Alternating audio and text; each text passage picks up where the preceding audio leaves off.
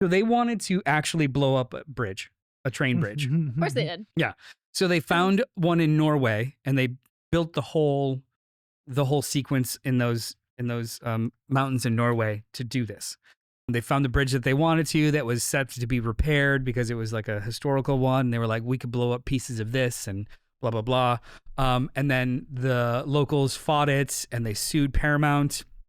Paramount was like, we're only gonna blow up pieces of the bridge that are broken so it can open it and rebuild it for tourism.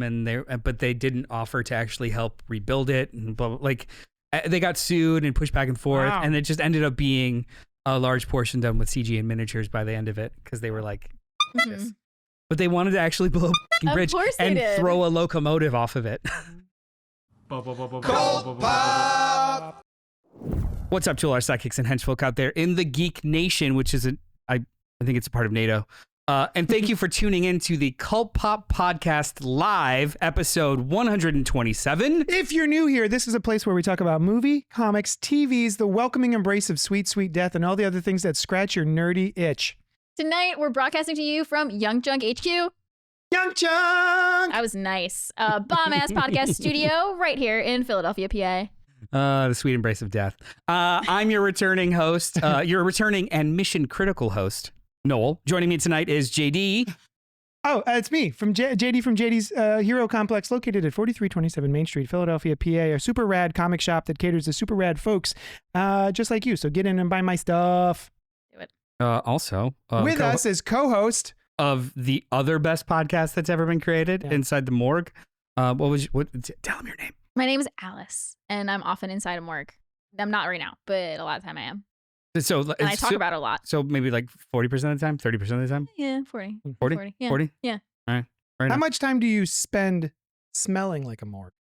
I constantly think I smell like a morgue. I think it gets stuck in my nose. Is it? Why'd you point to your eyes? My nose. Well, it's the nasal cavities up Stuck here. in my nose. These are my nose. I'm really good at Don't anatomy. trust your work. If Yeah. you didn't know, your sinuses are up here, they're not down here. No, so they're- like, Yeah. I thought they were like right here on my upper lip. well, Your maybe mustache? yours. But my sinuses are behind That's where my I head. keep all my scent. Last but not least, in the booth is our expert producer, Dylan. Oh. Dylan. If you want more of that, You want more of that? A little more. perfect. if anyone that's watching or listening wants to know more about Young Junk HQ and Dylan, and I can't see why you wouldn't, It's Dylan in general. the space, the services, where can they inquire? You can inquire by emailing me, dylan@youngjunk.com. You can see that at the bottom of the screen right here. Is it on the bottom of your screen It's or on our the bottom screen? of my screen. Who's on camera right now? Who's on- I am. Me. You're on camera It's right now? Dylan time, baby. And Yeah. then, wait, hang Time. on. Me. Now you. Me. Me. It'd be funny if he's not doing. He's not doing. He's anything. not doing it. Yeah, It's I'm just not on doing the any whole of time. that. Yeah, I see the no. camera. But yeah, all right. I mean, that's pretty much the beginning of the show. Anyway, tonight, For our main topic. our main topic, Mhm. we'll be venturing into impossible territory. The 7th installment of our special event series, Missions Probable, where we revisit and review each and every single solitary Mission So Impossible many film. missions. Tonight, Mission Impossible Dead Reckoning Part 1. And they dropped the Part 1 They did. on streaming, even though... Did they? Oh, they. I see. Yeah, so like it was advertised as Dead Reckoning Part 1. Yeah. Now it's just and Dead then Reckoning. in the trailers and everything, Part 1, Part 1, Part 1. Even still in the movie where you're watching it, it says Part 1, Yeah. and then at the end it says Part 1. The actual streaming title and the poster, they dropped it. Yeah. Yeah. Which I think leads to a much bigger problem when you get to Mission Impossible 8. It is indicative of my The- biggest problem with Which is Mission also Impossible 8. Final Reckoning Part 1. No, it's No, not. it's Oh my God. Question mark. But before we get into Dead Reckoning, we're going to talk about what we've been up to in the last couple of weeks with a segment I like to call What's Poppin', where we talk about what we've been watching and maybe some listener email and comments if you're in there. Do it.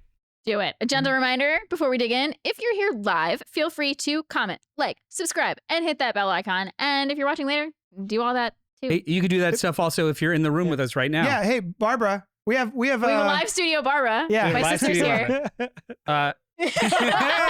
Yes. Can somebody get her a bell? Yeah. Ding, ding, ding. Ding, ding, ding. Yeah.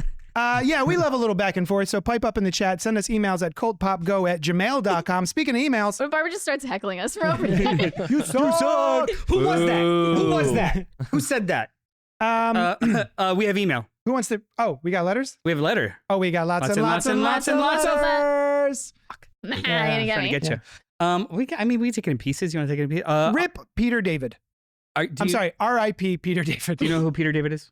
No. No, it's okay. It's Okay. totally fine. I bet a lot of people don't know who Yeah. Peter David is. Mhm. Explain. He is a storied comic book and prose writer Oh. of all Yeah, genre. novelists. Yeah.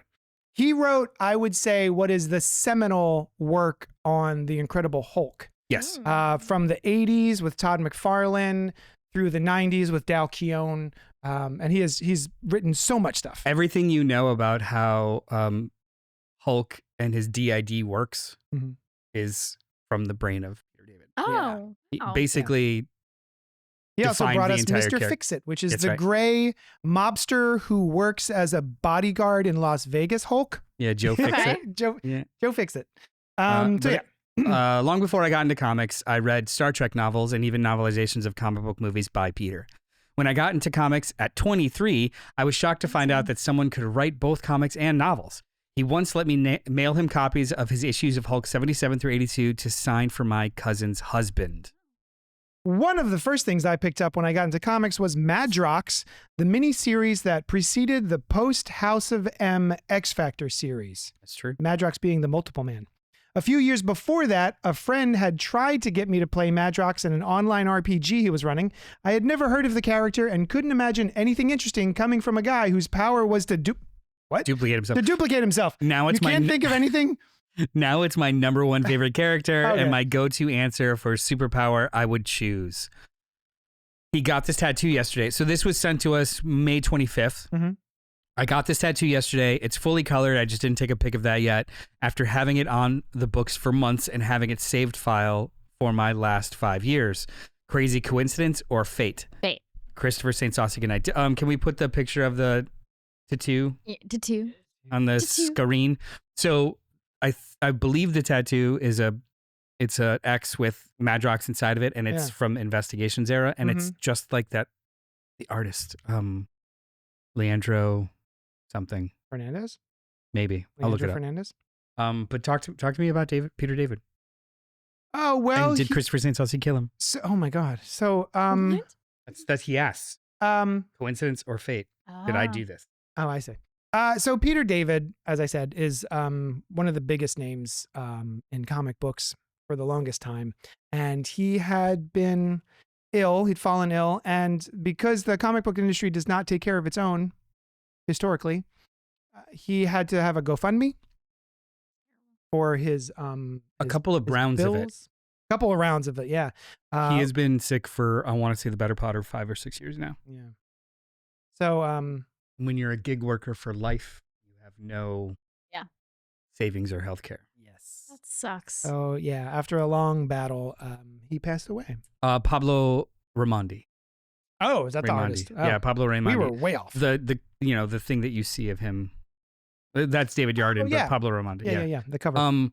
X Factor Investigations is probably the best X book I've ever read in my entire life. Okay. It got me to read X books, and I think you would dig it. It's Get basically it for me, Okay. please. it's basically C-list X-Men characters who have a small detective agency and they help the little guy. Mhm. And Is that it's the one with Layla who knows things? Yep. Oh, she's cool. and love it's noir, but it's comic booky, and it's Love all probably it's the best, Bless you. my favorite example of genre blending in the medium. So good. I am currently reading 2 Peter David epics. So I've just started the Incredible Hulk from the 80s. that. Mhm.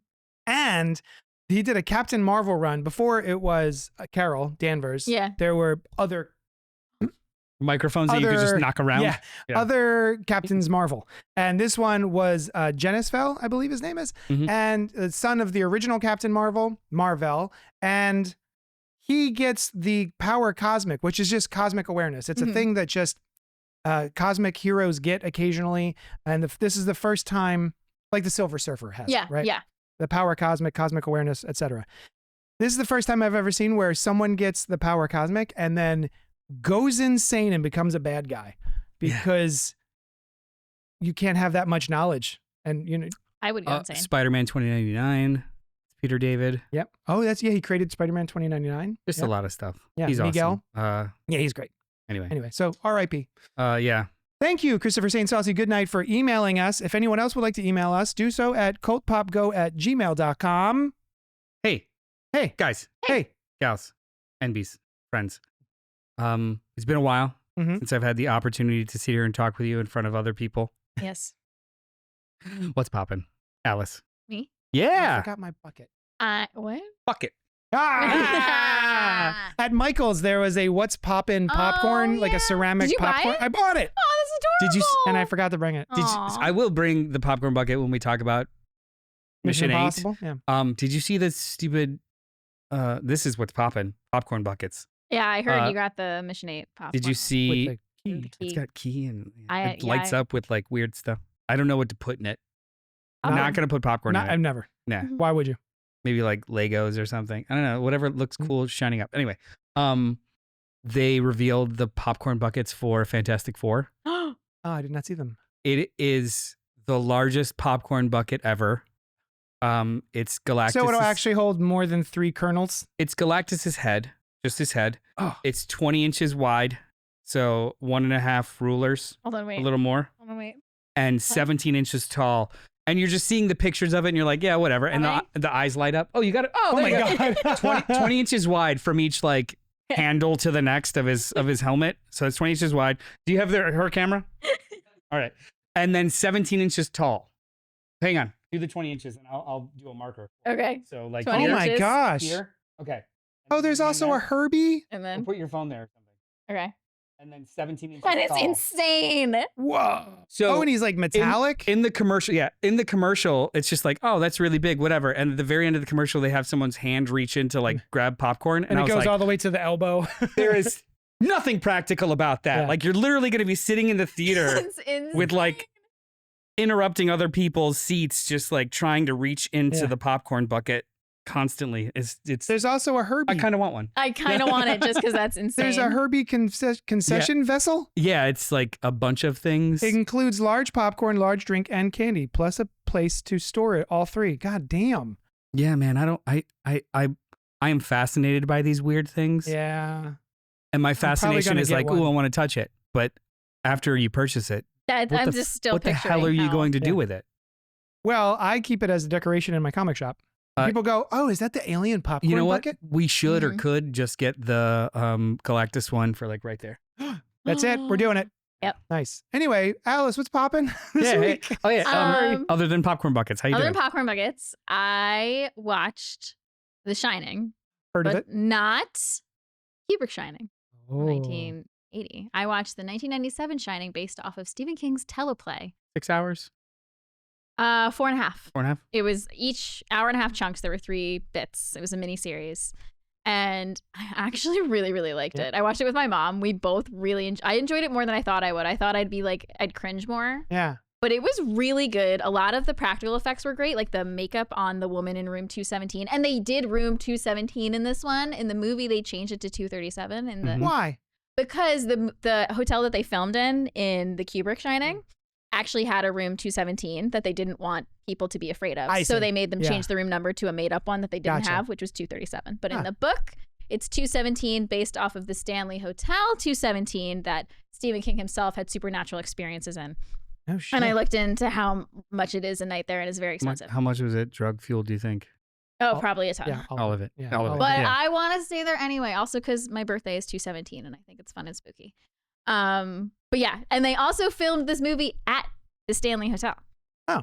I was looking at the exterior shots and I'm like, I think this is the actual Stanley Hotel. That's and pretty I looked it up. cool. It was really cool. But a lot of the makeup effects were great. Like the woman in room 217, she looked like an actual decomposing, disgusting woman. There's my favorite bit was you actually see Jack Torrance descend into Right, yeah. madness while Mhm. he's there. Steven He's Weber. not crazy the entire time. Yeah, It's- that's one of my sticking points for the Kubrick movie. As much Yes. as I do enjoy it, Yes, I enjoy Like it as that. well. yeah. In the novel, it's a slow descent for Yes. Jack, and it's just Like he Soon has a as you troubled get- past, but Yeah. then he's like becoming better, trying better, and then he just slowly unravels in the Overlook. I watched this when it was on. Yeah. I don't remember it that well, but it was in the 90s. It was like television events when every year they would do a Stephen King miniseries, and it would be television event, 3 or 4 nights of just like cool. This was 3 chunks, hour and a half chunks. And they made such a big deal about this one because it was more true to the book, and Stephen King thumbed up it versus the other movie, and blah blah blah. He wrote and produced it. I was gonna say, of course he thumbed upped it. It was directed by. I thought he directed it. No, Mick Garris. Yeah, Mick Garris directed it. Oh, dude. You're saying that like I know that. Who's that? You should know Mick Garris. Well, I'm dumb. Hey, no, you're not. He directed. Don't be mean to my friend. He directed The Stand, the 1994 Stand. There you go. Movies and shows. Now I know. He is that guy. He's great. He is a big horror director. Critters 2, Sleepwalk. Do not shun Critters 2, the main course. Remember when you guys voted for Creepshow 2 against Carrie? I still haven't forgiven you. You should. Yeah, it's fine. You shouldn't. Still mad about I that. deserve your He ire. wrote Hocus Pocus. Big fan. Ran the book. A lot of television stuff. Wrote Batteries Not Included. Now you got me. Sleepwalkers.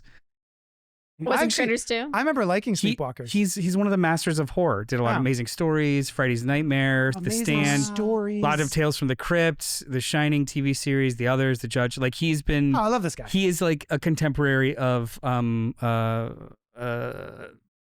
Carpenter. Thank you. Yeah. Nice. Yes. Yeah, that's actually what I was looking for. Yeah. But anyway, and it's Steven Weber. Yeah, Steven Oh, Weber yeah, is from Jack. Wings. Rebecca De Mornay. Yeah, she was Rebecca De great. Mornay. She was. That was another thing. She was Oh, I great used to as love Wendy. her. She was great. Yeah, I thought the acting was pretty solid. The one cringy part was so they stuck true to the book with the hedge animals, not the hedge maze, and they did for like most of it. Like you didn't actually see the animals move. It was just suddenly Jack would turn around and they're like a little bit closer, and they don't have snow on them anymore, so he could tell they moved. But then there's one bit where Danny's like playing in the snow and like the animals are like creeping towards him, and it's like cheesy CGI, but it was still good. It was still spooky. There was some good jump scares. Nice. And it's a mallet instead of an axe, Yes, right? and they do That's the croquet in the book. mallet in the book. Croquet? Yeah. Croquet. Carl's is in the chat saying Mick Garris created the show Masters of Horror. Yep. Thank you. Fantastic. Carl. Which I just recently, well, no, not Master of Horror, the second version of it. Yeah. Okay. I didn't have Showtime at the time, so I would actually purchase the single DVDs of Masters of Horror. Yeah, John Carpenter had a couple of them. Yep. And so did Takashi Miike. Mike or Miike? Miike? Takashi Miike? Takashi Miike. That's how I say it. Oh, Carl, I did pull one of those. You asked me to pull something for you from Free Comic Book Day, and I did that. So it's here for you. Also, I found out another message to Carl and you. I found out that Emma and the Sniffers are going to be in town, but it was sold out immediately at Franklin. Oh yeah, I think Dylan was telling us about how they were coming to town. I didn't know when no tickets idea, were on dude. sale. Context. Yeah, wasn't it in May? Carl's from Tasmania sent us. He sent me a CD. Yeah. Of Emil and the Sniffers, and I love it. Yeah, and they're coming. And they're coming, but I didn't get tickets. So you liked it. Do you really like did. it better than the Kubrick version? Depends on what I'm in the mood for. Okay. But I do enjoy a book accurate movie. Like I love, especially because The Shining is one of my favorites. I would love, and I do enjoy Dr. Sleep, the book and the movie. Yeah. And Mike Flanagan had the challenge of having to make a book adaptation that was a sequel to a movie that wasn't true to a book. Yeah. So And he killed it. he nailed killed it. He killed it. But I would love a 4.5 hour book accurate version of Dr. Sleep. With I would late eat that 90s CGI. shit up. Yeah, I would. Yeah. I would eat that shit up. I would love it. Oh, there you go. My mom liked this better than the adapt a 1980 stage play. version. But we're both famously not fans of Jack Nicholson. So I'm famously. Wait, what? famously, Famously, You're not I'm fans known of for Jack I'm Nicholson? known for it. I just think he's a terrible person. I don't like him. I That's mean, probably okay. incredibly fair. You know, I can't argue with any of that. Yeah, Also- I just don't think he's a also, good person. the I don't like seeing his face because I just think about The most terrible things. like the most probably iconic stuff he's done in his career has not been in your lifetime. Yeah. Like he disappeared like 25 years ago Yeah. anyway and didn't really do much of anything. So why would you carry any water for him? It's not like he's part of my childhood. No, Right? Yeah. no. I He know, was I the might get some hate, Joker, rage, basically. bait. No, I do love him as the Joker, though. That's I fine. do love him as the Joker. But So I'm sorry. The TV show I was referring to is Fear Itself. Masters of Horror was on Showtime for 2 seasons, and then they opted not to do a 3rd season. And Lionsgate funded the 3rd season, which they called Fear Itself, but it was it was on NBC, so it was Oh. the same format. It just wasn't rated R. Ah, well, I have it on DVD. It's actually pretty good. is it? Yeah. I remember watching Tales from the Crypt on HBO, and then it got, I guess, syndicated and put onto regular network television. Yeah, no And they boobs took and out- violence. Yeah, all the good stuff. I mean, sometimes the story is what matters. Speaking of JD, tell hey, me about hi. like the stories you've been watching this past week. My Yeah. stories. Mm. So Your stories. we have been, I don't know how this happened, but okay, anyway, let's wind it back. Son's obsession. My son loves Legos. Rightly so, because they're fantastic. They are and we've awesome. been we have a little family night. We built all of the Nintendo. It's the original NES with the controller and then an actual cartridge and then a television on a stand, and you do the crank and the Mario goes round and round, and it's awesome. Anyway, all that is to say that we wound up putting on Lego Masters season 1. I hate reality and its television shows. I don't like living in it. it's I like- don't like watching people engage in it. This is like in a a cooking scripted show, format. though. What? It's like the format of a cooking show, right? So Yes. it's yeah. But it's still a reality show, right? It's a contest where real people go on and they do a thing. I love reality TV. Hang on. I would like to split a hair. Please. Just a little one.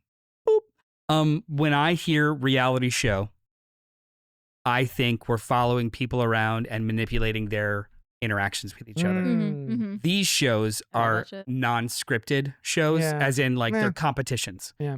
They do They have like definitely feed them lines. Yes, Hey, but you it's guys should argue a little bit. it's competition based. So See like this. this, I'd be like, oh, non-scripted, fucking competition show. Reality show is Love Island or Yeah. The Bachelorette Love is or Blind. Love is Blind or Real So World, good. where they want people to hate and Yeah. push and prod. Yeah. Secret This Lives is of like Mormon Wives. Kind, you know what I mean? Like that's what what I mean. That's what I it's like not- about this is that it's kind. I don't want to give it the stink of reality show. Yeah. It's just a Yeah, non-scripted. So it's a Yeah. a competition show. How Yeah. about that? It's a Yeah. competition. Because reality is gross. Yeah, I hate it. Those shows are gross. This isn't Worst. gross. I mean, Hey. no, I'm sorry. It's fine. I'll have you know, the first time I went viral on this podcast, I was talking about reality. That's TV. true. That's true. I watched 2 seasons of Love is Blind and I couldn't look away. I actually had to detox from it. And I It's haven't approached so it. good. It's something. Yeah. Anyway, this, Lego Masters. this is Sorry. it's on its 5th season already, and I didn't know it existed. It Hmm? started in 2020. I had no idea. And Batman's it's the host, hosted, right? Yeah, Batman, the voice of Lego Batman. Will yeah? Arnett is doing it. He's and one of it's- my favorite Batmans. It's delightful. It's so fun to watch, and everyone's like just trying to get their thing done and being adorable. And then he's making jokes. And Blossom was on the 2nd episode. Maya Bialik. Yes, that's her. So yeah, I don't really have much to say about Lego Masters other than if you like Legos I do. and kind of adorable competition I shows do. and Will Arnett, I do. you should watch this. I It's should really watch fun. this. The Venn diagram is just a circle. just me. And it's Alice in the middle, like Yep. me. Bing. So yeah, Lego Masters is really fun. I'm All really right, you enjoying convinced it. me. What's it on? Yes. Yes. It'll find you. Fox. Fox. But So that we're means watching it on Hulu. And yeah. on Hulu. Oh, cool. And all 5 seasons are up. My nephews, I want to say like last year, I was babysitting them and like, let's watch something. And they kept picking things that were really long and it was late. And they were like, can we watch an episode of this? I was like, yeah, sure. What is that? And it was, Is It Cake? Which is a competition reality show on. Like you bite a shoe and it's a real shoe. no, it's just like, it's these, no, No. Shoe. it's, is that it's, not? no, No. Oh, it's, That's there's what I like thought there are too. Japanese shows where they do that. no, it's expert bakers and artists having to recreate something to make it look as real as possible, I hate but in that. cake form. Yeah. It's like So, killer like- cakes, but not gross. Yeah, It so feels like so, they're like, hey, here's a boot and a helmet. yeah. Make a cake, and we have judges who are standing like 10 feet away, and they have to pick which one's cake, which one's not. Yeah. How well did you do? Oh, sure. That's yes, cool. It was yes, cool. yes. Okay, cool. Yeah. The thing that bothers me about that, because we were watching a certain show that's just like that, and one of them was you have to build a car out of cake and like confectionaries and all that, and it has to be able to withstand a crash. And so they What? half the cake was made out of sheet. I'm sorry, half of the car was made out of like sheet cakes. And all I'm thinking while I'm watching this is that's so wasteful. Oh, no, This is so wasteful. No, it's literally That's just like 900 sheet cakes to make a car. And it had to withstand a crash? Real cars don't even withstand crashes, let alone cake ones. Yes, but are they as delicious? Right. Yeah, good point. That's a good point. Yeah. You might be dying and bleeding out, but you have a little snack. It's gonna be covered in fondant and vanilla. There's the same thing where we watch. There's like a chocolatier who. Oh, that guy. Yeah, I know that guy. I know that guy too. The French fella. That guy is in my reels all the time. But I'm like, that's so wasteful. It's cool looking though. It is very cool looking. Yeah. You don't think he eats it all? No. So anyway, Lego I Masters, check it out. It's good. All right. So my Poppin, my pop. What are you? Pops, my what's been Poppins? poppin'? my Poppins. I've been Papadopoulos. I've been traversing the world for a month. And by that I mean I went to one location internationally and left us alone. and traversed that location. My wife and I went to Italy, and I've brought back. We went to Naples, Love it. which is a very gritty town that smells like sulfur because we found out that the earth is breathing.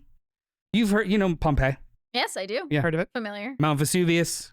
That's not the biggest volcano there. There is a super volcano under the ground. So we were there one night and it was just like, it smelled like, did somebody set off fireworks? And they're like, oh, no, that's the earth breathing. Like the whole island kind of moves up an inch or two every year and then down. And if it ever doesn't breathe, it'll all explode and everyone will die. Cool. Yeah, it's cool. Let's move there. And then we went to Rome. Oh, that's a TV show. Where we jumped on Vespas and ran around with berets. No, that's not true. We didn't Did do you that. see the sharks of Rome? No, but there was. The Coliseum Sharks. I forgot about this because it was like a month ago. I had an in-depth conversation with our tour guide at the Coliseum about sharks. You sent us And, the picture of yeah, them, and I I did. loved it. Because he was ready for it. He was just like, that's bullshit. Let me tell you how. And I was like, well, what about it's real? And we went back and forth. And yes, they did nautical battles. He explained to me exactly how they pulled it off. Because We're talking about Gladiator 2, by the way. Oh, yeah, sorry. We're talking about Do Gladiator you not 2. remember every single bit we've done on this show? Yeah. Because you should take notes. I don't, does not compute. Everyone knows everything. And if not, they'll look it up. So the nautical battles are cool because there actually used to be a moat outside of the Coliseum. Sure. And what they would do is they would literally just drain that water into the middle and it would take like a day. Yeah. But they built the boats underneath the Coliseum piece by piece, so they didn't have to actually put boats in it. They were just always there. So as the water is rising, the boats are just like basically on big chains that are allowed to go out and come back in. The boats just like slowly rise above the base because they're inside. And then they would just do things. But they stopped doing that really early on because nobody gave a shit. It was too slow and it was boring. So they stopped doing that altogether. But then like if you take it into like the context of the movie when that happened, they would have stopped doing naval battles like 30 years before the movie. So it was just like a thing. But then he was like, I was just like, all right, like sharks. He was like, oh, it's absolute bullshit.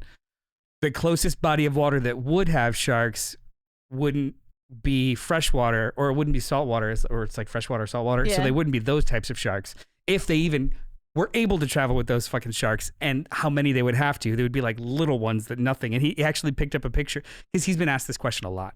He actually picked up a picture of the movie, the shot in the movie of a giant great white just like jumping out of the water. He's like, not this, this. It would be like basically a shark this big. Yeah, it's like a little kid. And he was like, Adorable. if they wanted to, and they wouldn't. It was just like, nice. That's why I hate that movie. But he was like, is that where the movie lost you? I was like, no, it lost me way before that. He was like, was it with the baboons with the human faces or the this? I was just like, yeah, it's just pretty bad. Yeah. But anyway, he was wonderful. So what was your Poppins? You went to a place. I went to Italy and you smelled some sulfur. The ground was breathing. I brought back no sharks. a lot of little treats. I like treats. All right. So this is for Alice. This is El Conde Dracula Freeze. I heard Dracula. They're Dracula lollipops in French. Or in Italian. Also, they have, I don't know, rules about like dyes and things. Oh. So all of the candy is banging. Like it actually tastes good and not like leaves a film on your mouth and stuff. I love a good mouth film. Incredible. I had to crack these open, but I wanted to share them with you anyway. I like These how I'm are reading this like I know Italian. Don't you wanta? Fanta Mentos. Very good. Various gummies. And I got to tell you, so I got cola gummies. Ooh. I wanted to get a 1-for-1 American versus those because even they look different. Yeah, they do. They're delicious. I've got Frutella Pinks, which are little strawberries. And then rainbow frizzies. Oh, I want frizzies. Open Are them they all. sour? Let's go. Are I don't they know. Sour? Open them all. We're trying them all. All right. Barbara, they're get in on filled with- this. they're filled with- Dylan, get in on candy? this. We'll throw you shit if you don't want to be on camera. They're filled with creme. Ew. Why are you using your mouth? Gross ass bastard. No, just kidding. Oh. And then I did get one more thing for JD. All right, I'm having Here is Oh. Justice League Unlimited #1 in Italian. Whoa. Now, oh my god, pick this it is out good. and check it out. Okay. So are It's they good? heavier. The paper stock is exponential. Is absolutely wonderful. This is just a normal issue #1. There's nothing special about it. It's the paper stock is glossy and really God. thick. The cover stock is like really like, and it's about the same price. What is that? Like it's €4, €5 on the front left. Yes, €4. That's $4.99. Yeah, and it's The paper's so better. nice. It looks so nice. It's like twice as heavy Oh as my the God. original, right? I picked up that issue 1 of Fantastic. Ultimates and issue 1 of Absolute Batman. Nice. And it was the one comic Mm. shop that I wasn't given dirty looks in. Mm. So I visited 3 comic shops. 2 of them, Dylan, they gave me dirty looks because I'm American. did you get it? Oh, so close. So So you're close. American? Oh, Well, those are good. As soon as I walked in, they were like, Barbara, come have a snack. You want me to throw one to you? you don't want to be on camera that bad, huh? Did you catch it? I'm so proud of you. That's a rainbow frizzy. Are these good? These are These great. are good. Those are great. The strawberry ones are great. I haven't Try- done these. I'm try still it. eating the Mentos. Oh, did you try the Mentos? This is just no, this is no. just smacking on the mic now, Nom. and this is what I Robert wanted Monroe it to be. Jr. says, talk about waste. When I was in art school, someone made a chair out of peanut butter sandwiches that would rot in order to make a statement about how food was wasted. Cool. Sounds like protest that defeats the purpose. I feel like you could have just said that instead of wasting peanut butter sandwiches. How do you feel about the Mentos? I like them, but these are my favorite Robert, so far. could The you rainbow. sit in your peanut butter sandwich chair? Actually, you know what? I did not have to identify as anything. So we would, first of all, I Did mean, people we just went to feel bad very for you? touristy places.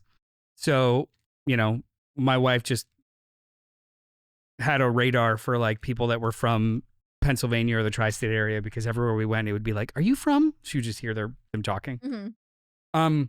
But almost every single person we talked to was like, "Oh, American, huh?" And then we would do Bummer. like the faces like, "Yeah." I like them. And then they would be like very kind about it, like, "How do you deal?" And every single time I would answer, "We just have outrage fatigue. Like, it's a new thing." Okay. Yeah, he sucks. Cool. And then they would just be ingratiating and buy you a Yeah. drink. Nice. Everyone in Italy was really cool. And Oh, then that's awesome. you met a couple who had a child. Mm. And then you were in the movie See No Evil or Speak No Evil. Oh no! Why are we talking about that movie? We actually did meet a couple with a 20-year-old the who hell we is walked that? around with a strawberry. It's so good. Did Dylan try any of these yet? Does Italy not have strawberries? Do they import all their strawberries? What is this? Did you try these yet? I didn't try this out. Man, Oh my nothing, God. Oh my nothing God. makes good podcasts like a lot of we're chewing. just saucing up Alice with sugar. I'm barely eating yeah. today. This is gonna be crazy. So, yeah, I went to Italy. All I got was candy and memories to last a lifetime. And a comic book. Oh yeah, I like a couple comic books, but who cares? Thank you. You're welcome. Okay. I missed you guys. Miss you Thank too. you. Don't judge All me. right. I'm eating this one that I dropped on the floor. Should we Okay. do the meat? Should we get to the meat and taters Wait, of we the show? didn't- I feel like this is gonna be terrible Yeah, to eat on air, but no, I'm taking go for one. it. No, I'm not going to. I'll do it in a little bit. These are all yours. You want to try one? Oh, I'll do. try. Yeah, I'll take one. Mm. Before we get into it, Robert Monroe, it wasn't my project. I was adamant about how stupid it was, and they would have made a better statement by feeding homeless people truth. Pink, I wonder if someone could visit locations in famous giallos. That would actually be kind of dope, but only if you can like take a picture at every single location with a still from the movie. You got to do that. Like go to like whatever nice cool theater or this. For or anyone that. who doesn't know what giallo is. Oh, colorful Italian horror, Mhm. basically. That's a Hell yeah. quick version of it. But we're here for a specific reason. An Probable mission? Probable mission. And you know what? I should have written an intro to this, but I won't. I'm just going to wing it. Nice. This is the 7th installment of our ongoing award-winning segment called Missions Probable, a indelible, iconic event series Brought to you by Cold Pop. Brought to you by Cold Pop Productions. Extraordinaire, DDS, MD. Because it does teeth too. Sorry. And tonight we're going to talk about part 7, Mission Impossible: Dead Reckoning, in some places referred to as part 1. Just noisily. Yeah. Does anybody, And do you guys call these by their subtitles, or do you just say like Mission Impossible 5? actually, I usually just say the subtitle. Oh my god, I love Just this. say Dead Reckoning? Yeah. Dead Reckoning Yeah, Part it would One? be like, oh, Dead Reckoning, Final Reckoning, Rogue Nation. I do the number. Yeah, Ghost Oh. Protocol. You do the number? Yeah. I'm so new to this. I can't keep, been- I when can't did keep we track start? of them. Oh, it's like a weird thing in my brain making connections. If you were to just be like, which one was 5? This one. This one. Like, I don't know. Actually, I think the way I really Mildly refer to them obsessed. is like, the one with the plane. Oh, there's a Yeah. bunch of ones with the planes now. Right. Yeah. Which is part of my problem with the series, but go on. Too many planes. How many things can you But fall, not jump, the one with or the helicopter. Yeah. But anyway, so this is part 7, Mission Impossible: Dead Reckoning Part 1, written by Christopher McQuarrie and Eric Jenderson, who I had to look up. He didn't have many other credits to his name. One of them was the not produced Wicked television series. They were going I to thought do. you were going to tell me Littlest Vampire and I was going to lose my shit. Oh. It was the television adaptation of Littlest Vampire, an 8-episode television adaptation of Littlest Vampire. The Littlest or Little? Littlest? Little Vampire. Oh, who's the? So he's not the smallest. No. There's someone out there littler. There's always somebody There's littler, a isn't littler there? vampire. There's always someone somewhere. smaller. There's always a and littler that person vampire. might be a vampire. The sequel is the littler vampire. Wait, are and then the- vampires people, or do they just classify as vampires after they've been turned? Like, is that their genus and species? Right, yeah. I think it So they're no longer depends. human, right? Edward Cullen Right. would say he's not human. Yeah. But he's so emo and Mm. just I was gonna say he's an unreliable narrator. he's an unreliable narrator. Like, hey, He is- I want a real answer, not your vibes. He's an angsty 17-year-old. Directed by Christopher Oh, yeah, McQuarrie, yeah. starring Tom Cruise, Rebecca Well- Ferguson, Haley Atwell. I wasn't done with the Wicked TV show, so they were going to actually adapt the book, not the musical, into an 8-episode miniseries, Holy crap. and it was all the way up to being like produced and written and done, and then it just fell through. I thought that was pretty oh cool. my god, Yeah, I that's had no idea. crazy. Written and done. It was They like filmed it and then no, got- they got it all the way up to being written, like I see. episodes written, the whole 9, ready I to didn't go. know if it was a Batgirl situation. No. Mm. Starring Tom Cruise, Rebecca Ferguson, Haley Atwell, Ving Rhames, Simon Pegg, Vanessa Kirby, Kiri Elways, Isai Morales, Henry Czerny, and Pom Klementieff. The description is Ethan Hunt. You started. And the IMF team must track down a terrifying new weapon that threatens all of humanity if it falls into the wrong hands. With control of the future and the fate of the world at stake, a deadly race around the globe begins. Confronted by a mysterious, all-powerful enemy, Ethan is forced to consider that nothing can matter more than the mission, not even the lives of those he cares about most. But that's the whole thing. Wait, how come you didn't pronounce the M dash when you pronounced the commas? Is that called an M dash? Yeah. M dash, not even the lives of those he cares about most. If you're gonna do something, be consistent. That's all I care about. I refuse. So is this your first time seeing this movie? Yeah. Yes, it is. I miss it in the theater. And I think we had started doing the Missions Probable after its release in the theater. Well yeah? after it's released Yeah. in the Mhm. theater. So I missed it. I remember being at the old studio talking about how I was excited for this movie, and everyone else was like, Cool. whatever. I think Yeah. only Randy was like, those movies are great. I was like, He I is know. very enthusiastic and I love it. Yeah. So yes, it is. So yeah, okay. And yes, it was the first time Yeah, I've seen this it's movie. my too. first time seeing all these. Yeah. We'll get into deep discussions about your impressions, but did this live up to whatever high or low you felt? And like, give me just 2-word answers. Does this live up to wherever Fallout left you? No. No? Not for me, personally. Yes. It did. It. I liked Positive. Fallout better than Positive. you did, though. Right? We both like Fallout. better Yeah, than Fallout's you. my favorite. Yeah. So you I like- felt yeah. you felt a little bit more about this one. I love All right, this we'll one. dig into it. I still love it, but Fallout was peak for me. Okay. Anyway, so Fallout came out in 2018. I heard of it. January 2019, Cruise and Company announced the 7th and 8th Mission Impossible films would be shot back to back, with Christopher McQuarrie coming back to write and direct both.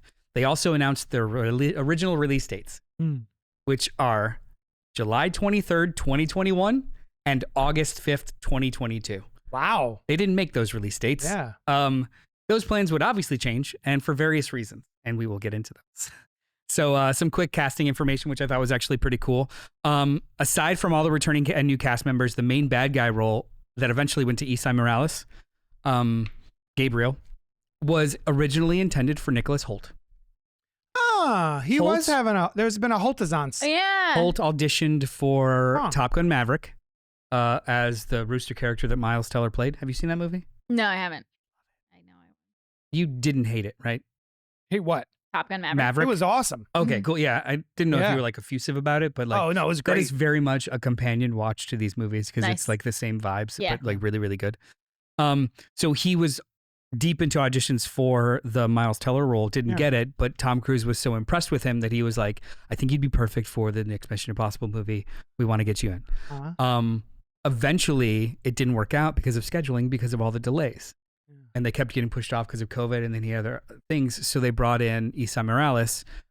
And when they What a switch. I know. I know. Well, it changed everything. When they realized that Esai Morales is around the same age as Tom Cruise, it completely changed the story of the movie and introduced the entity. It was supposed to just be an individual or like a person that can manipulate, but then it turned into, oh, well, this guy must have a history with Ethan and he is working for a thing, and that thing is like, it literally changed the whole second half of the movie. Yeah. Which I was cool. That is cool, yeah. The Gabriel backstory was added, which was also subtly led to the untimely demise of Faust. McQuarrie is not only a fan of narrative symmetry, but he also wanted to exhibit the stakes. So Gabriel's backstory having to do with killing somebody that I guess was very close to Ethan, which we never get the story of, whatever. That leaded to him having to make a choice to join the IMF. McQuarrie was in love with the idea of, history rhyming? Yeah. And, it's like poetry. And that's what precipitated kind of like the death of Faust. Isla. Isla? Ilsa. Ilsa Faust. Ilsa.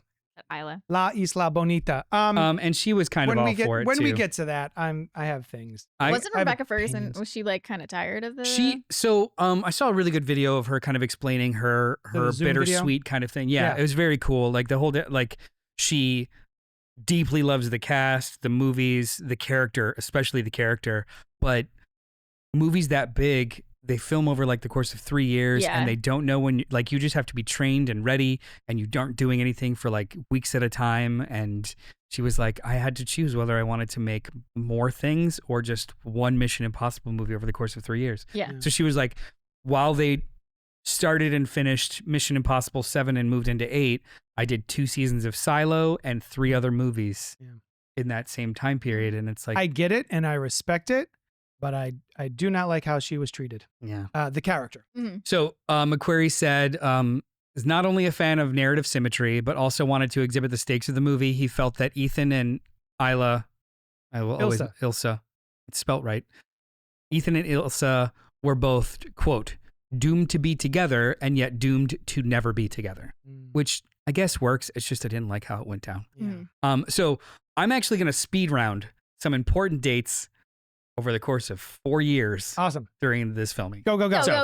February 20th, 2020. Filming begins in Venice for 3 weeks. And if you guys remember, February 2020. Nope. Before shit hit the fan. Right before. Very soon, shit's about to hit the fan, right? It was my 27th birthday. My family came to Buffalo. Everything was great. And then like 2 weeks later, shit I remember fucked. work shutting down March 13th. Literally on that date, March 13th, 2020. But anyway, they started filming in Venice for 3 weeks. And then they were planning to go to Rome for an allotted 40 days of filming. And all of the Rome stuff is the car chase stuff, the little car chase stuff. Mid-March, Oh, that was so fun. all production halted because they just happened to be in Italy, which was the largest population of COVID-19. The pandemic was hitting the hardest there. Did you plan your trip to Italy around talking about this? I did. Yeah, I'm gonna write it off. Nice. So they pivoted as best they could, and in April, stunt rehearsals started in England. So they figured we could at least start with stunt rehearsals, and then all crew that's allowed to come and work on it would do the 14-day quarantine. So by July, they were at a pretty good clip. Crew arriving in the UK, they were permitted to film pieces and things. During this whole time too, like you guys are aware of how these movies usually get planned out, which is not at all. Yeah, the scripts are like basically outlines, and they're doing dialogue on the day, and they just have like set pieces built out, and they're like juggling it. By August, permission was granted for filming in Norway, which is where they did a lot of the train stuff. Later that month, a large fire broke out at the motorcycle stunt rig. No one was hurt, but it cost production another like month because they had to, and the stunt rig being that big ramp that he goes over the cliff with, they had to rebuild. Yeah. So then they have to pivot again and start working on something else while that gets fixed. So like by October, by September, filming picked back up in Norway where they did other train stuff. December 2020, audio recording of crews shouting at 2 crew members for not following COVID protocols was released online. Did you ever hear this? No. So there's audio that was released of him freaking the fuck out at crew members who were not wearing their masks and not following protocols. Oh my God. And he goes on this tirade about how, I understand it's annoying, I understand this, but you are costing people their fucking lives, you're costing people their fucking money.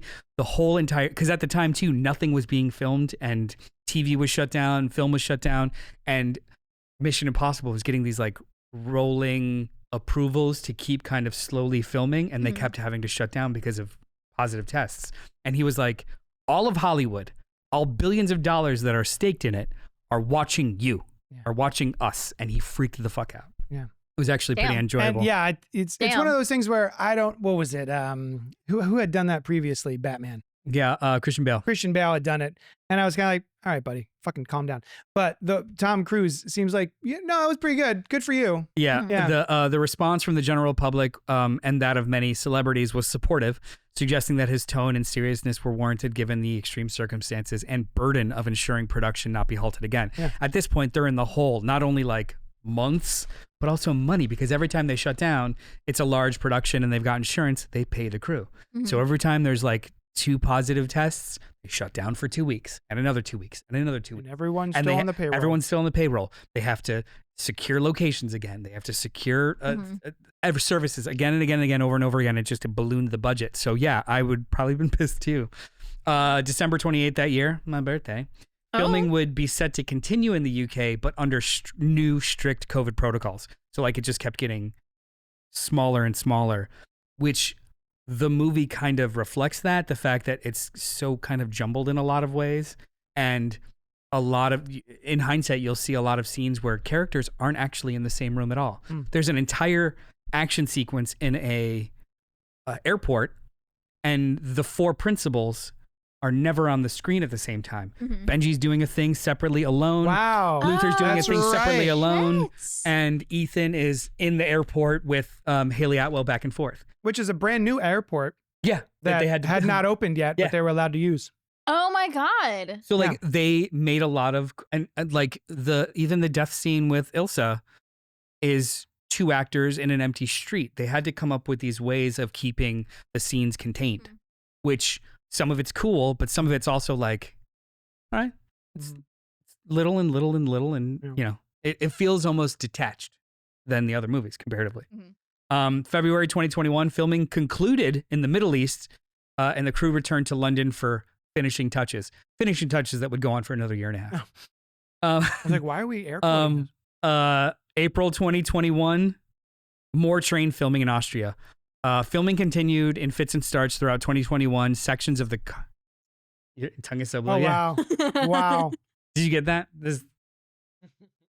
That is a good lollipop. Filming continued in fits and starts throughout 2021. Sections of the car chase scene with Cruise and Atwell being filmed between August and September of 2021. So stunt rehearsals that they started filming and prepping for in July 6th of 2020 wasn't getting filmed or in pieces for an entire year in between. Like they would do like one setup and then just like not be able to finish it and do it over again. So like you're watching this 20-minute, it's a 20-minute car chase sequence done over the course of a year and change in pieces where they were allowed to. Movie magic, baby. That is insane. Imagine the complexity of continuity with haircuts and costume and over such an extended period of time. What dents are in the car, like all of it has to match. Yeah, absolutely Herculean shit. And then finally, the last thing that they officially filmed was for the parachute and speed flying sequence, which took place over 2 summers because the weather had to match rehearsals and filming. My God. So during the summer of 2021, they did it a couple times, and then during the summer of 2022, they did it a couple times. So like so it had to kind of match. So he was filming stunts for the movie after the movie wrapped for like 6 months or more. Yeah, it's weird and crazy. And I think they kind of got away with doing it because there was that, even though throughout the course of filming and all the delays, they squashed the idea of filming these 2 movies back to back, they still incepted them together. So there were stunt things that they knew that they wanted to do, and they kind of pushed it into the other production. Yeah. So like he was filming stuff for the biplane sequence before there was even a trailer for this movie. Like they were filming things in pieces beforehand, and like, oh, that's footage we can use over here, and like we can actually film this during the production of Mission Impossible 8 and use it. Like the whole opening sequence for this movie, the submarine sequence. Yeah. That was filmed at the beginning of Mission Impossible 8 production because they realized they needed a intro that kind of got you into this story. So like it was that tracks. I could see that. And so when people talk about the budget of this movie, air quotes too much. When they talk about the budget of this movie, it's like there's a little bit of Part 8 in there. There's a little bit of the delays. There's a little bit of it. Like it's a whole big puddle of mess. That's crazy. And they got a bunch of like insurance money back too from it. So, but anyway, there was also a whole controversy about the train bridge sequence. So they wanted to actually blow up a train bridge. Of course they did. Yeah. So they found one in Norway, and they built the whole sequence in those mountains in Norway to do this. They found the bridge that they wanted to that was set to be repaired because it was like a historical one. And they were like, we could blow up pieces of this and blah, blah, blah. And then the locals fought it, and they sued Paramount because Paramount was like, we're only gonna blow up pieces of the bridge that are broken so it can open it and rebuild it for tourism.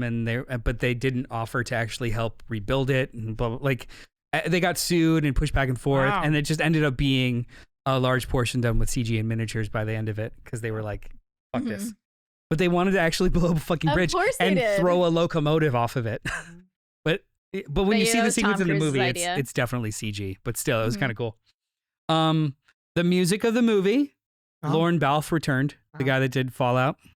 It's a score. It's good. It's the same, right? Do you guys miss when it was soundtracks on Mission Impossible? The first ones? The first 2. Yeah. First 2. Oh, yeah, that's right. I nostalgically miss it. But what are we actually missing? Limp Bizkit. What are we losing? Limp Bizkit belongs in a time and place.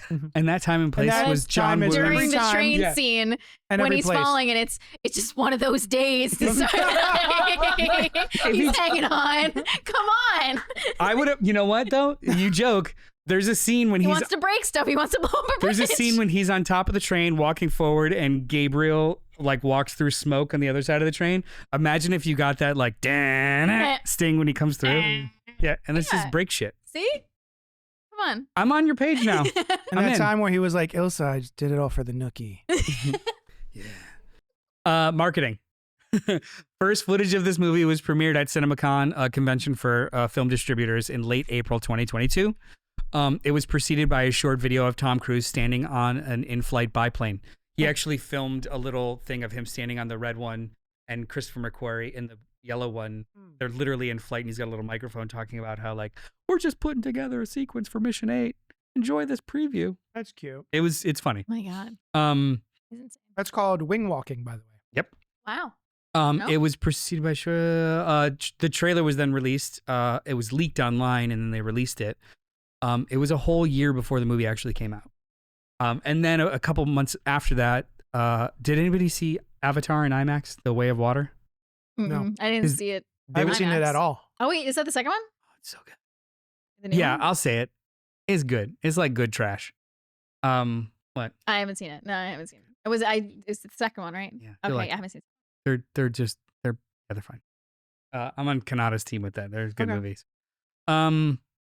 During that, they started showing behind the scenes footage. So like there was IMAX exclusive behind the scenes footage of them doing the motorcycle jump sequence. Mm-hmm. So before there was actual like trailers for the movie, they were hyping up all of the like behind the scenes stuff, which is kind of a weird pivot for this franchise. Like it was always about like, look at all this cool stuff. And then instead of showing trailers, they were literally just showing you how stunts were getting done. Mm-hmm. It's like the marketing realized like actually, the crazy shit Tom Cruise is doing is actually more interesting and how he's doing it than what the That's movie's why about. everyone's there. I saw the behind the scenes video of them filming him jumping off the cliff on the motorcycle before I ever saw a Mission Impossible movie. They started showing that in theaters before movies. Yeah, I saw that. In December before the movie came out in the following May. Yeah. So for 6 months, we were seeing those videos of him jumping off of a cliff on a motorcycle, which is kind of cool. And the director shitting himself behind the camera, like, oh my God,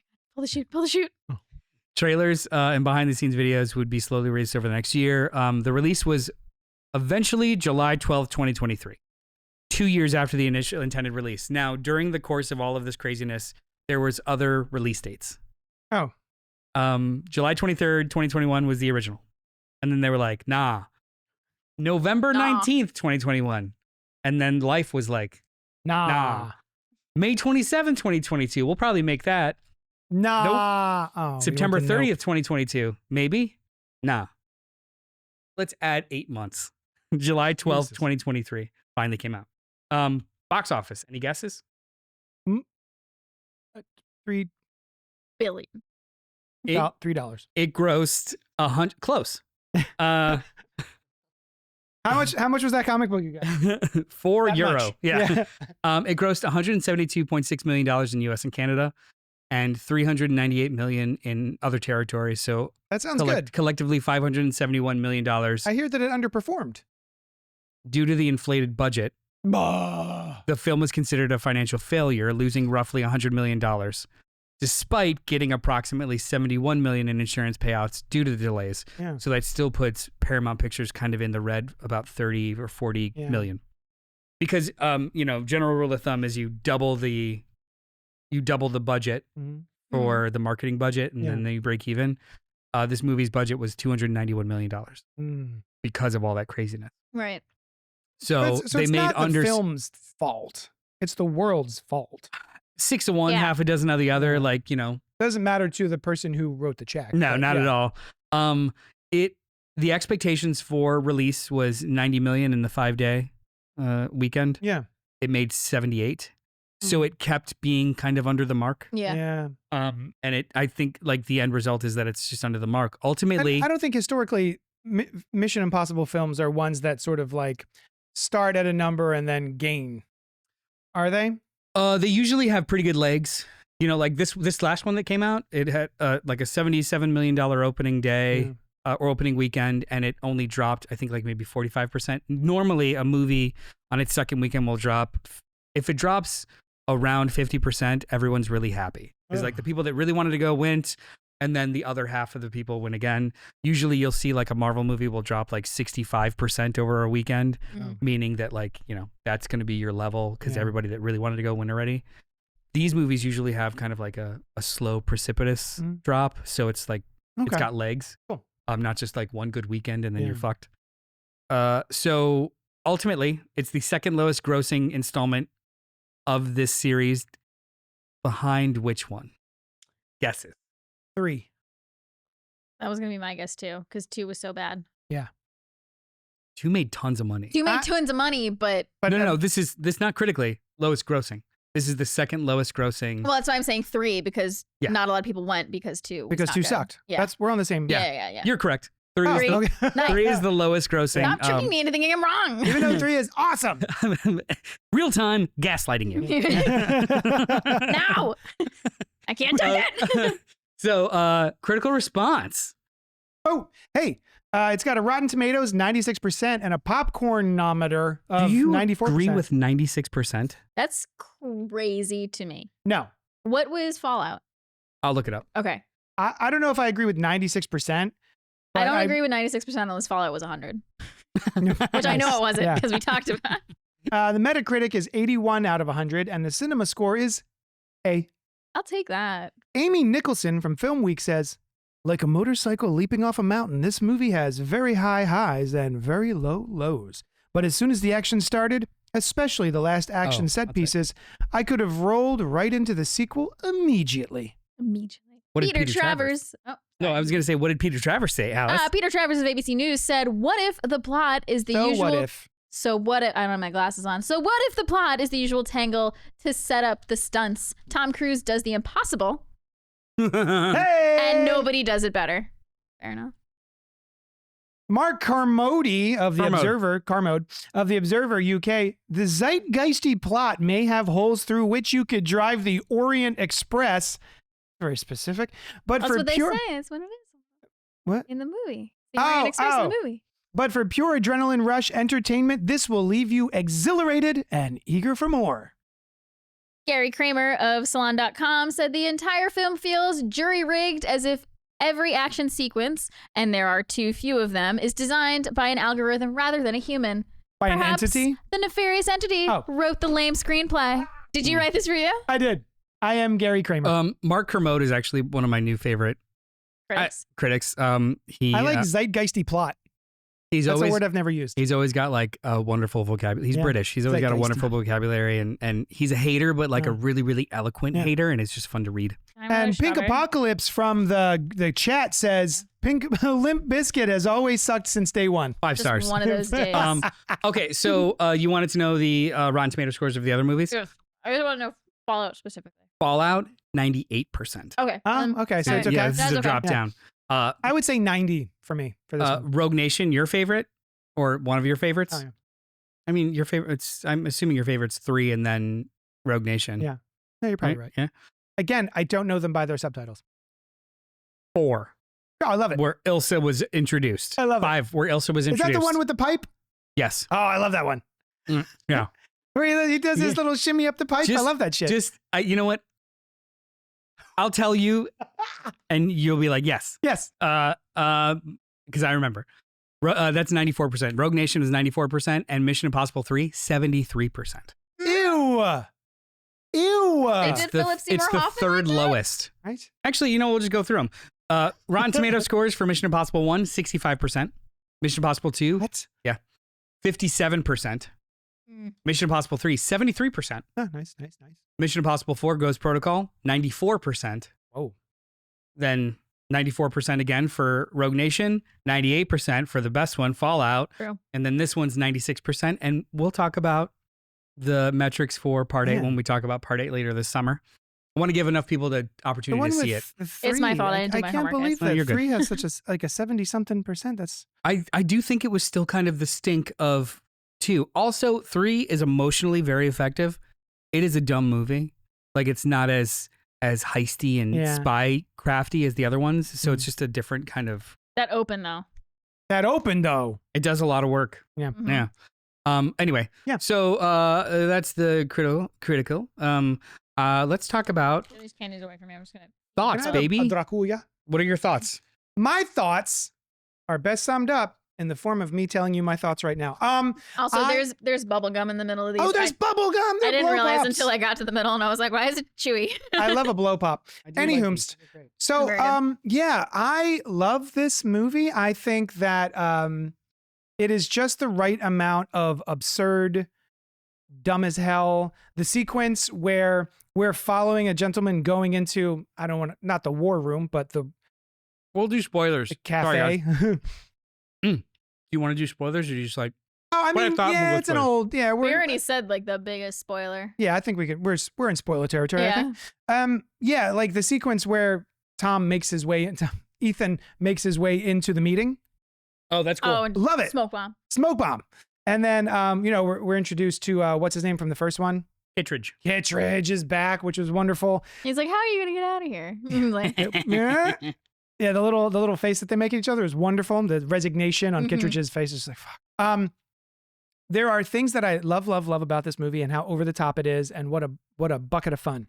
The train sequence that just keeps going to the point where I was kind of cackling, like I was getting so giddy and hyper about it that I was like, it was so laughing. long. I was like, I couldn't when we control were watching it. Yeah. Like, okay, the train's falling and they gotta keep going.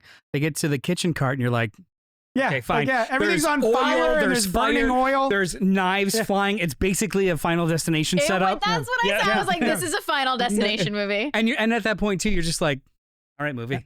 I get it. Yeah, and I love that. Biscuit would have been like, come on, it's just one of those days where oil's flying. That sequence should have actually had corn. Yes. Yeah, so I love that, but it reminded me of the stair sequence in the last John Wick. Oh, where the stairs just he keeps falling down the stairs and having to make his way back up. I see your allusion. Yeah, or I see your comparison, but I think the stairs. The stairs lost me in John Wick I thought it was hilarious because it was preceded by 4 other marathon things. Yeah, this was at least one marathon thing, and there was about 10, 15, 20 minutes of movie to separate the marathon thing. Mm-hmm. With John Wick, it was just marathon after marathon after marathon. I was like, this is not really like my suspension of disbelief has been strained of any sense of credulity. This is just Looney Tunes now. Yeah. But that's kind of where I'm at. The first movie wasn't Looney Tunes. Well, I mean, the same thing with the Mission Impossibles. The first one wasn't Looney Tunes, except for that one sequence with the helicopter and the train. I don't think these are Looney Tunes. I think they're little Looney Tunes. Anyway, I love the train sequence in this. It's one of my all-time favorite car chases. The little yellow car, was it Italy? When they're handcuffed to each other and they have to like switch sides. So good. Fun. I love that. It was such a blast. And I remember telling Sushan, like, Mission Impossible is if James Bond movies had more personality. Mm-hmm. And she was like, oh, if they were more kind of American. And I was like, oh yeah, that tracks, right? So it's a little bit more McDonald's-y. Yeah. Junk foody. So, which is... You're these right. are Italian and you know food. what the thing about it is, like, not to yuck yum, but that's what I love about James Bond movies too, because it is culturally stiff upper lip about it. Yeah. And the struggle of the character is not feeling comfortable or being able to emote. Mm-hmm. And it's just very like, suck it up. Yeah. Whereas this is the opposite, and you're totally right. Like, I think they're great for different reasons, but it is literally the opposite. Yeah, that's cool. So yeah, I a lot to love about this movie. It does a thing that the Mission Impossible movies are kind of well known for, which is that conversational info dump, screeching halt scenes that, you know, oh, I'm telling you this about this thing that's happening. And then you're going to jump in with basically completing my sentence. Mm-hmm. And it's just like 3 or 4 people having one. They're all saying the same thing, right? They're all sort of like finishing each other's sandwiches. And it becomes kind of annoying after a while. The other thing I really hate about this franchise at this point is its treatment of the women who are supposed to either be love interests or potential love interests. And it feels like we talked about this before. They're just swapping out women. Where we have Ilsa, who I grow to, I don't grow to love. As soon as she shows up, I love Ilsa. She kicks off her shoes and helps him escape, and it's awesome. I think it's Isla. Yeah, I've been saying it wrong the entire time. Isla. Faust. Yeah. I love Faust so much, and the fact that she gets it in this one. What they actually they don't say the word fridge, but basically the setup is, Ethan, we're gonna fridge one of your women. Because it's going to make you upset, and then it's going to make you do the things we want you to do. And I'm like, really? You're doing the thing, guys. You're doing the meme. My biggest gripe is connected to that, but I think it's a little bit more pernicious than just killing off a character. Mm-hmm. The narrative reason to introduce Haley Atwell's character is to mirror his experience being entered into the IMF. That's her entire question. That's her entire narrative arc in this movie. Yeah. Mm-hmm. She just happens to be a hot lady. Yeah. Why would you code her as like she's supposed to fill the role of the next generation and a mirror to his experience, and we get that with his experience with Gabriel that we see in the background and stuff. Why would you code her as a potential love interest and then in the course of the movie remove the existing love interest to elevate her necessity? And it's such a betrayal of not only my intelligence of this could just be a platonic character in the fucking movie. Why did you? I love Haley Atwell. Oh, me too. Why did you have to cast Haley Atwell, delighted. who is literally a spitting image of like if I looked in the dictionary for Tom Cruise love interest in action film, it would be a picture of Haley Atwell. Yeah. Because what you're presenting her as is not the love interest. What she's supposed to function as is not the love interest. Yeah. And they just keep pushing it on me like, guys, I said no. Stop it. And then by virtue of removing the actual love interest, I guess she's the love interest. She's a lady. It's so inorganic and so the weird. Pretty brunette lady. I wish it was just someone else altogether, or we saw that storyline through the prism of Paris, because that character has a full arc. Pom Klementieff. That character has She's a full wonderful. arc. She's so great. She's so cool. Of being brought in. She's so cool. So, I like, loved every scene she was in. It's she's like cackling while running, like bursting my through things with a God. truck. She's having such a blast. Yeah. I love it. The other thing about Haley Atwell, as much as I love her and I'm just excited to see her on screen at any given time of day, I find her character to be, in retrospect, uneven, where she is terrified and unable to drive, and then lasts longer fighting what's his nuts? Gabriel than Ilsa does, who is the weathered, experienced character. You could headcanon that a little bit. Like the entity told him this one should die, not this one. So fuck around with this one and actually play with her longer. this one. And until Ilsa gets there. But again, to your point, that means that the character probably should have been way younger and less experienced in general. Like the plot being thrust on them. Yeah. Not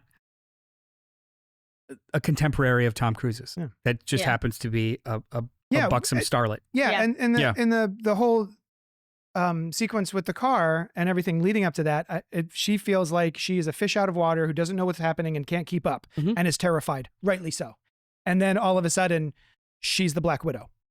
A little bit from Marvel, and I'm like, wait, how did we get here? So as much as I love her and I do enjoy her character in there, it feels like they didn't have a script and they just kind of made it up, which is how they make these movies. And they killed Ilsa twice, dude. They killed her twice. Sorry. I would just like they did in the previous one with his Ghost last Protocol? Avengers. Ghost Protocol and the Ghost Protocol. They're constantly pretend killing her. Yeah, I feel like it is a giant stink on this entire movie for me. Yeah. Like I hate not wanting Haley Atwell to be there. Yeah, and frankly, it's a good point. The 8th movie doubles down on it and pisses me off more. Yeah, a little bit. There's specifically a sequence where it's like, I hate this. I hate this part of this movie. Yeah. Damn. They did Ilsa dirty. Now. They did Ilsa incredibly dirty, and in the 8th one too. Well, she's dead. Oh, I mean, yeah. There were flashbacks where they did. But also too, it's just like we never talk about her again. Yeah. Ever. And it's not even the first time it happens, because he was previously married in other movies. He's married to Michelle Monaghan. She got a finale. She got a finale, at least. Yes. Yeah. But it was still. He's there. He's there in the bed, right?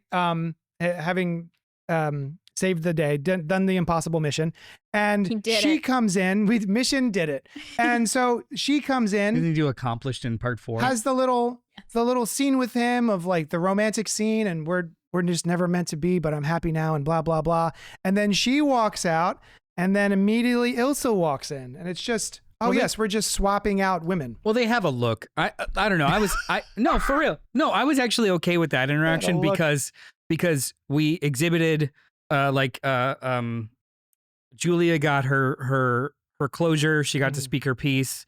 She got to basically let him off the hook. Like, my life is not terrible now. It's actually pretty great because which they do again, and then go away kind of with thing. the Glepshido character. Oh yeah, that one. Yeah.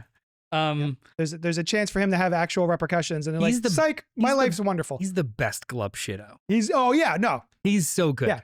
Yeah. I'll go up his shit We'll any watch day. it together. Okay, please. Yeah. I can't wait. I'll go to see it rewatch again with Yeah. you. Yeah. But no more talking about that. Sorry. What did you think of this movie as a whole? Did we hit anything or not contribute to something? I liked it overall. I did. I wasn't as sucked in as I was with Fallout. Yeah. Fallout, I was so in that. Fallout the. Yeah. That's good. That is a good one. Yeah. That movie. I mean, the helicopter. Yeah. How did? Okay, so you were. Are we gonna relitigate You this? were bored with the length of the helicopter sequence, Yeah. but there are two like back-to-back longer sequences in this movie, and you didn't get bored with them. The train sequence is about 20 minutes long. Yeah, but and then the car chase is like 20 minutes long. I got a little they- bored with the car chase. I did They- personally. Oh, I didn't. It was fun in the was so beginning, and I was like, funny. oh, like whenever they would like swap positions and they were handcuffed together, but then like the constant. So there is enough charm between Hallie Atwell and Tom Cruise in the car chase sequence to keep Also the me train, I guess. engaged. Mm. Whereas the Superman and Tom Cruise sequence in the helicopters is just guy sitting down in helicopter moving through mountains, other guy in other helicopter sitting in helicopter following him. It's Riveted. just- I'm riveted. yeah, I think it was just the way No, I it was get you. shot, as get opposed to you. the biplane, which we won't get to. Awesome, Mm. because he's like spider monkeying around I up in the think air, as The opposed to common just denominator is Tom Cruise alone, because there's another sequence that you thought was too long in part 8, and I was like, that was claustrophobic perfection. I have come around on that sequence. Claustrophobic Yeah. perfection. It's good. It's good. But it's just only still him. a little too long. It's only a little too long. but it just But I escalates still- yeah, over and over yeah, again to it the point does. where it's just like, Yeah. No. I've come around on that. Anyway, sorry. No. Hey, Pink Apocalypse says Noel seems to be experiencing that unique annoyance felt when a sequel in a beloved franchise shits the bed. But it's got Atwell in it, so I have to inevitably watch this damn thing. Everyone loves It's Atwell. good. It's very fun. It It's is- good. I just didn't like it as much as Fallout. I was gonna say it is still like, despite my problems with it, I cannot. I have to recommend it. Like, it's still better than most Hollywood action This is movies. almost as good as Floor Apple. Table sucker. Yeah. Oh, You don't call them suckers? Lollipop, Lollies. that's weird and good. I like that. isn't it? Made from real vampire. So I mean, are we ready for ratings, Yeah. rankings, and ratings? I'm gonna have to be reminded of my rankings of the other one. I will remind you because that's my job. Great. Here we go. So, Alice, Me. your rating for Mission Impossible 1, Okay. 3.5 stars. Oh, Okay. sorry, 3.5 lit fuses. That's right.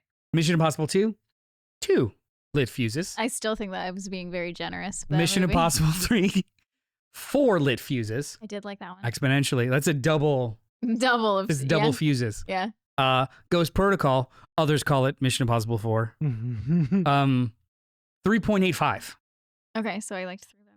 Okay. Rogue Nation 4 goes back Okay, up back to 3. Armcocks. And then Armcock.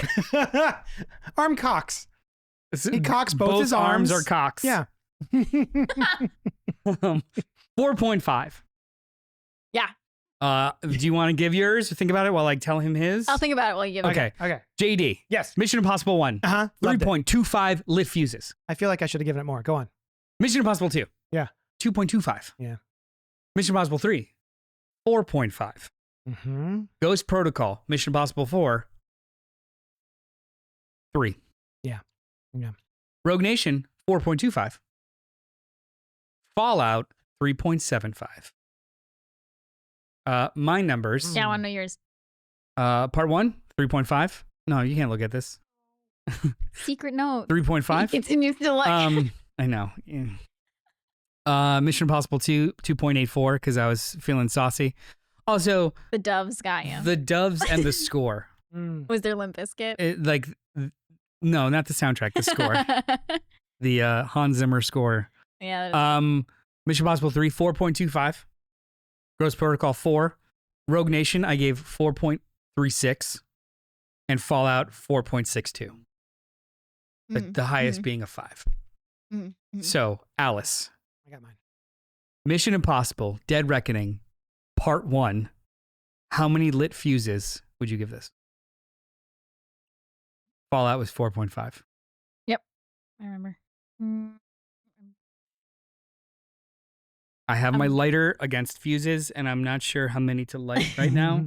In your honor. Let's do 3.85. It felt about Wow. the same as I did with Rogue Nation. Rogue Nation, I gave 3.85, correct? No. Ghost Protocol, you gave 3.85. Ghost Protocol. So 3.5? Yeah. Yeah, 3.85. All right. 3.85? 3.85. Yeah. Okay. Like almost JD. a 4. Mission Impossible, Dead Reckoning. It's a really Part important 1. decision. You gotta really think about it. The highest you've given so far is to Rogue Nation, or sorry, to MI3 at 4.5 Baby. and Rogue Nation at 4.25. Mhm. Rogue Nation being the one with the tube. Okay. One with the tube. The tube? Where he The jumps on tube. the tube. Oh, the pole. Yeah. 4. Okay. I wish I could give it a 4, but like a 0.5 minus a 0.5 for its treatment of Ilsa. So 3.5. I mean, you can, So you math. can give it. Like, I wish I had the autonomy So to do something that's clearly possible, not only mathematically, but culturally and situationally with these rules that we're making up on the fly. I wish. nah, 4. Okay. Fuck Ilsa. I'm giving it a 3.5. Okay. Nice. Oh. Yeah, I think lowest it's. of all Is it because of Ilsa? I think no. Well, Ilsa is a part of the problem, but I genuinely think that they made a giant mistake with Tom Cruise. with the shambling between Ilsa and Yeah. Haley Atwell's That's what I'm character. sorry. That's the overall, Yeah. the Ilsa problem. The I- Ilsa Yeah. of it all. Every single action sequence was on point. Yeah. The characters and the charm was there. Yeah. But every time I think back, I try to assess it just structurally. It's a fucking mess. It's a giant mess. Also, too, there's really no bad guy that he can punch. Like, you've got the henchman, Mhm. but the bad guy is a goddamn computer program. Yeah. And Another thing I like about this movie that I wish that they had expanded upon in the sequel. which she doesn't seen yet, so be careful. Mhm. The sequence in the airport. Yeah. With the entity, the fact that I didn't clock this originally, the fact that Benji is in there with the luggage and Oh, that was a stressful dealing scene. with the bomb that is talking to him, it's the entity speaking to him and asking these personal questions, which they apparently had to change because they did test screenings and people were too uncomfortable with the questions that Benji was being asked by the entity. Mhm. So they asked, like, are you afraid of dying? And he's like, yeah, of course I'm afraid of dying. So like he had more prying and like, do you have suicidal ideation sort of things? And, Shit. and it was him having to express that he's, this life it's taken its toll on him mentally, and audiences didn't want to feel that way about Benji. So they had to Holy like shit. change the questions that were asked, which I would have loved had they actually Yeah. gone there with that. Anyway, all of that is to say, I didn't realize that whole sequence is the entity recording Benji so that later on, It can talk when to him. he's talking to Tom Cruise and you find out that's not Benji, it's the entity pretending to be Benji, Mhm. which is the creepiest part of, I think, any of Yeah. these movies. Like Yeah. that revelation, that sequence is so strong and so fun. And like the communication is shorting out and you're not quite sure what Tom Cruise isn't, It's Ethan's telling him not to sure go all what's the wrong happening. ways. Yeah. This nebulous villain that we have in the entity, I think, could have been handled better. It's not that it's a nebulous entity. It's that the way they handled it, because that scene is very effective. And I would have liked more of that in the next one. I'm changing my rating. 3.68. Only because I do think it's a better film than the first one. And the How first about one, 3.85? no, that's hers. Fine. Oh, You 3 can do the same. No, 'cause I liked it better just than you. didn't. I didn't. Oh, you liked it better than. She did. I'm talking about how I didn't like it as much as she did, but I Yeah. didn't love it. Gotcha. So it's like I loved pieces of it, but when I think about the movie as a whole, it's severely lacking for me. Okay. And all of the cool stuff that they could do with a nebulous, all-knowing villain, Yeah. they take every opportunity not to. Right. And that's Except for, that one bothers- opportunity where they did great. that bothers me One scene. over and over again. Yeah. So it's like, yeah, 3.68. Let's see the average score here. So 3.85. I feel like we're going to have different numbers when we do our bracket later. 3.68. Yeah. Well, Oh yeah, I'm gonna forget all these ratings. Well, the cool thing about the bracket is it doesn't matter what your ratings are. You're having to pit movies against movies. So like it may not be as simple as that. Oops. 3.84 is the average total for this one. So far, the highest rated is Fallout at 4.29 average, followed closely by MI3 at 4.25 average. Yeah. And this is the middle of the pack. The lowest being 2.36 with MI2, and then like MI1 and Ghost Protocol kind of in the 3.5. Oh, budget for this movie, $291 million. Global domestic, $575 million. I did the math. Budget-wise, $1.1 billion cost for all 7 of these movies. Oh. Cost. Gotcha. Yeah. And then let's double it for marketing just for shits and giggles. So $2.2 billion has been ponied up by Paramount and Skydance to make 7 movies. Shit. How much do you think they've made? So it's made $4.1 billion. Even if we adjust that for marketing cost, that is still a $2 billion profit Yeah. That's from these insane. 7 movies. So like, even if we're talking about how like 7 and 8 were technically break-even financial failures, they're still so very much in the green that they could keep making these movies with moderate successes and still be in the green. Yeah. Wild. Yeah. So that's Mission Impossible: Dead Reckoning Part 1. We Minus have the part one. one. We have one more left.